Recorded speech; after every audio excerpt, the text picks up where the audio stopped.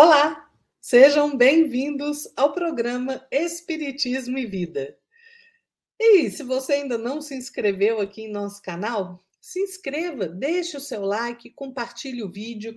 Compartilhar o vídeo é importante porque você faz com que a mensagem espírita alcance um número maior de pessoas, né? E ative as notificações para você ficar por dentro de todas as novidades do canal. Nos acompanhe também nas nossas redes sociais no Instagram. E hoje nós vamos falar da importância de vigiar e orar, né? Todo mundo já escutou essa expressão, não é verdade? É preciso vigiar e orar, né? De onde que surgiu isso? Está lá em Mateus 26, né? Quando narra ali que Jesus se retira para orar depois da ceia, né? Ele se dirige ali para um lugar ali chamado Getsemane. E Jesus foi com 2 discípulos, né? Foi com todos os seus discípulos, na verdade. E falou: ó, sente-se aqui enquanto eu vou ali orar. Quando ele fala isso, ele leva Pedro e os 2 filhos de Zebedeu, né, Tiago e João. E Jesus ali começa a ficar um pouco angustiado, né, se entristecer, né, e ele vira para esses 3 e fala assim: olha, a minha alma está profundamente triste, numa tristeza mortal. Fiquem aqui e vigiem comigo. Aí Jesus vai um pouco mais adiante ali, né? Se prostra com o rosto no chão e ora, né? Meu Pai, se for possível, afasta de mim esse cálice. Contudo, não seja como eu quero, mas sim como tu queres. E depois, né, ele volta para os discípulos ali e o que ele encontra? Os 3 dormindo, né? E ele fala: Ai, vocês não puderam vigiar comigo nem por uma hora? Ele perguntou para o Pedro, né? E aí Jesus fala essa expressão: vigiem e orem para que não caiam em tentação. O espírito está pronto, mas a carne é fraca, né? Gente, o caminho para a evolução espiritual, ele está traçado. Mas os apelos do mundo material, eles são enormes, né? Por isso a necessidade da vigilância. E o que é vigiar? Vigiar é você observar com atenção, você estar atento. Né? Os discípulos ali até queriam ficar despertos, né? Mas eles caíram na tentação do sono, né? Porque eles estavam com os olhos pesados, né? Depois daquela ceia lá, estavam com os olhos pesados e aí caíram na tentação do sono. Agora, o vigiar no contexto espiritual é muito mais que isso, né? O vigiar no contexto espiritual, ele diz respeito à necessidade de nós tomarmos precauções para sustentarmos no nosso dia a dia o equilíbrio, a lucidez, né? Para que nós percebamos os acontecimentos da vida além das aparências superficiais, para que nós percebamos a verdade, né? Por que isso é importante? Porque enxergando realmente aquilo que acontece ao nosso redor, nós podemos tomar decisões mais acertadas, né? Mais conscientes. E qual é o problema da tentação nisso, né? Porque o que é tentação? Tentação é aquele impulso que você tem para praticar alguma coisa que é censurável, né? O que não é recomendável. Né? Se a gente olhar no dicionário, está lá assim: impulso íntimo dirigido para o pecado, originado dos instintos inferiores ou da malignidade do tentador. Né? Então, a tentação e o pecado estão ali juntos. Né? Porque o que é o pecado? É uma transgressão da lei. Né? Pode ser dessa lei, do preceito religioso, de qualquer regra. Então, na realidade, a tentação, que é esse desejo mais intenso, ele sempre tem origem em nós. Né? Muito embora a tentação ela pode ser estimulada por fora de nós, exteriormente. Né? André Luiz, lá no livro Ação e Reação, ele fala que cada um é tentado exteriormente pela tentação que alimenta em si próprio. Né? Então, por exemplo, aquela pessoa que trai, né? O marido ou a mulher ali que trai. Né? Fala assim: eu caí na tentação. Mas essa tentação já estava dentro de você já estava alimentando isso. Como que se alimenta isso? Olhando a mulher alheia. Né? Não é admirando a beleza, é olhando, cobiçando, desejando. Você está alimentando a tentação, e na hora que ela aparece na sua frente, você não tem força. Né? Emmanuel diz no livro Caminho, Verdade e Vida exatamente isso. Olha, ser tentado é ouvir a malícia própria, é abrigar os inferiores alvitres de si mesmo, né? Aqueles desejos, aquelas necessidades, anseios mais inferiores.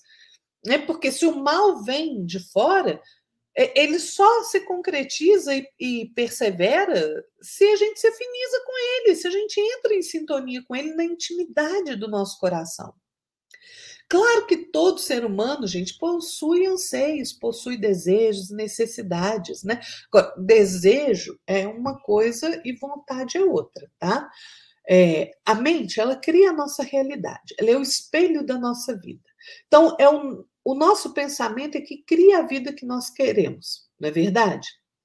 Então, se o pensamento cria a vida que eu quero, o meu esforço evolutivo tem que ser no sentido de dominar aquilo que a gente pensa, né?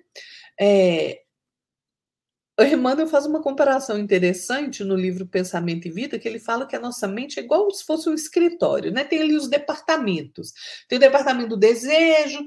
O desejo é aquele que opera os propósitos, as aspirações. O departamento da inteligência, né? Que vai ampliando ali os patrimônios da evolução da cultura. O departamento da imaginação, né, que amealha ali, junta as riquezas do ideal e da sensibilidade, o departamento da memória, que arquiva as nossas experiências, e diversos outros departamentos, né, que vão definir ali os investimentos da nossa alma.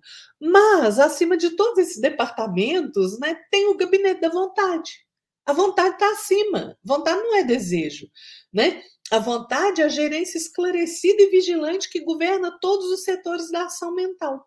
Então, isso faz com que a gente clareie essa diferença entre o desejo, que é o querer, o aspirar, e a vontade, porque a vontade é uma faculdade do homem de querer e escolher livremente com determinação e firmeza, né? É a força, o motorzinho interior que nos impulsiona à realização, ao progresso. Né? Quando a gente move a nossa intenção a gente move o nosso querer na intenção de realizar esses anseios, essas necessidades, a gente se sente gratificado, né? Então, nós movemos a nossa vontade na intenção de conseguir a gratificação para as nossas diversas aspirações. E é isso que nos impulsiona ao desenvolvimento pessoal, né? A superação de obstáculos, a obtenção de bem-estar. Só que nem sempre a gente consegue direcionar essa nossa busca por realizar os nossos desejos, né? A gente direciona bem. Né? Quando eu estou em desequilíbrio, quando eu guardo em mim emoções e sentimentos inferiores, quando eu deixo meu pensamento correr livre, sem disciplina, né? Quando eu faço aquilo que é errado, quando eu faço aquilo que não é justo, eu não estou direcionando bem a minha vontade. Né? E, gente, emoção e sentimento também são duas coisas diferentes, né? Embora pareça a mesma coisa, mas não é. Emoção é essa reação imediata que a gente tem, instintiva, né, a um estímulo ambiental. É uma resposta neural. Emoção pode ser raiva, medo, alegria, tristeza. Agora, o sentimento não. O sentimento ele tem um alto grau de componente cognitivo, de percepção, de avaliação de alguma coisa, né? Tanto é assim que eu consigo esconder, eu consigo disfarçar meu sentimento, mas eu não consigo disfarçar minha emoção, né? Então, sentimento pode ser amor, culpa, ódio, felicidade. Emoção é passageira, porque é uma reação. Sentimento é duradouro, porque é uma construção, né? E a gente tem que ter cuidado, porque a emoção pode gerar um sentimento, mas o sentimento vai obrigatoriamente gerar uma ideia, um pensamento. E o pensamento vai criar as ações, né? O falar e o agir. Então, toda vez que eu ajo em desequilíbrio, né, e que eu vou alimentando coisas ruins dentro de mim, eu corro o risco de cair na tentação por invigilância, né? Vocês lembram da questão lá na passagem de Mateus 18, que ele fala, Jesus fala da questão do escândalo, né? Jesus estava ali sentado com os discípulos, né? E eles chegam ali e perguntam para Jesus: qual o maior no reino dos céus?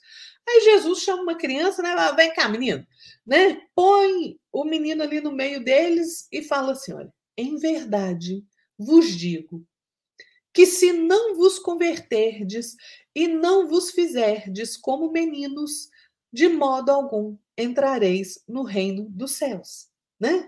Então, menino, criança é sinônimo de humildade, de simplicidade, né? A criança é leve nas atitudes, ela é verdadeira, ela não tem preocupação em demasia, ela vive ali um dia por vez, né? A criança ainda não teve tempo de se submeter aos vícios da vida adulta, né?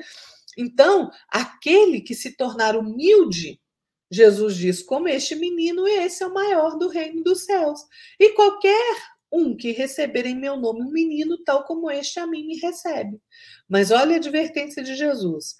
Mas qualquer que escandalizar um destes pequeninos que creem em mim, melhor lhe fora que se lhe pendurasse ao pescoço uma mó de azenha, né?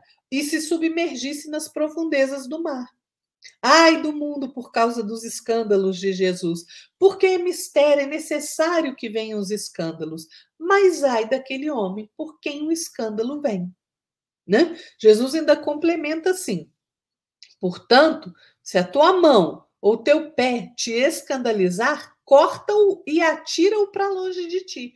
Melhor te entrar na vida coxo ou aleijado do que tendo duas mãos ou dois pés seres lançado no fogo do inferno, no fogo eterno, né? O que tem escândalo a ver com vigilância? Absolutamente tudo. Porque geralmente a minha invigilância é que faz com que eu seja motivo de escândalo. Né? E se não sou eu o motivo de escândalo, a minha invigilância, por vezes, me faz comungar e até defender o escândalo trazido pelo outro. Vejam a que ponto a nossa invigilância chega, né? Pela minha preguiça em utilizar a minha capacidade de raciocinar, que é um dom dado por Deus, eu tomo atitudes e me afinizo ali com o escândalo, né? Então, o que eu tenho que vigiar? Vamos considerar que a evolução ela é uma lei criada por Deus, né? E é verdade. Quando a gente está num planeta como o nosso, inferior, de provas e expiações, é que a gente se torna consciente das necessidades das lutas que nós devemos empreender para nos libertarmos do fardo pesado da ignorância em que nós nos encontramos.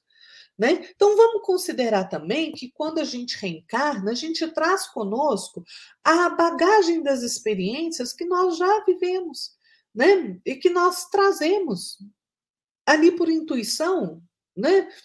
A consciência das necessidades evolutivas que nós temos. E aí é que nós nos vemos diante das lutas contra os nossos instintos inferiores. Lembram que Jesus falou? Não penseis que vim trazer paz à terra, não vim trazer a paz, mas a espada. É para eu sair aí com uma espada em punho, dando espadada nos outros? Não, gente. A espada é a espada do conhecimento, da verdade, a espada do bom combate, que eu travo comigo mesmo contra as minhas más inclinações. Né? Como é que eu vou entrar nessa luta, então? Que armas eu vou usar nesse combate? Né? A primeira arma é a vigilância. Quem não aprendeu a vigiar vai continuar a cair nas mesmas tentações, nos mesmos erros. E como a gente gosta de cair no mesmo erro, né? É falta de vigilância. Então, vigiar é a nossa primeira defesa, né? Na batalha que eu devo travar comigo mesmo, para que eu me melhore. Então, eu tenho que me policiar nas minhas experiências, para que eu não caia diante das investidas do mal, né? Desse mal que deturpa, da ignorância que desestimula, da sombra que entristece. Eu preciso vigiar meus sentimentos, pensamentos, palavras e atos. Vigiar o sentimento é a primeira coisa que nós temos que fazer, né? Porque vigiando o meu sentimento, meus pensamentos tomam outro rumo, o meu falar fica mais equilibrado, os meus atos ficam pacificados, né? Pelo sentimento e pensamento mais saudável. Vigilância, gente, é força que constrói em nós, no nosso espírito, as boas tendências. O vigiar e orar que Jesus nos adverte é um alerta muito oportuno que envolve a razão e o sentimento de cada um de nós. Né? Por que a razão? A razão, porque a faculdade de raciocinar, apreender, compreender, ponderar, julgar, né? É através dessa faculdade de raciocinar que a gente se conscientiza das nossas predisposições íntimas. E o sentimento, porque é ele que nos ajuda a estabelecer, através da prece, da oração, uma sintonia mais intensa com Deus e com o plano espiritual superior. Né? Desse modo, a gente se fortalece moralmente perante as dúvidas e os conflitos que nós vivenciamos. Por isso, Jesus disse nessa ordem: vigiai e orai. Né? É preciso aprender a vigiar para que a nossa oração seja realmente efetiva, encontre eco, né, na espiritualidade superior. Vamos aprender, gente, a vigiar para que a nossa oração seja muito mais eficaz. Né? Eu quero deixar aqui para vocês um pequeno poema do João de Deus, está no livro Relicário de Luz, né? Psicografia do nosso querido Chico Xavier, um poema que tem o título de Ora e Vigia.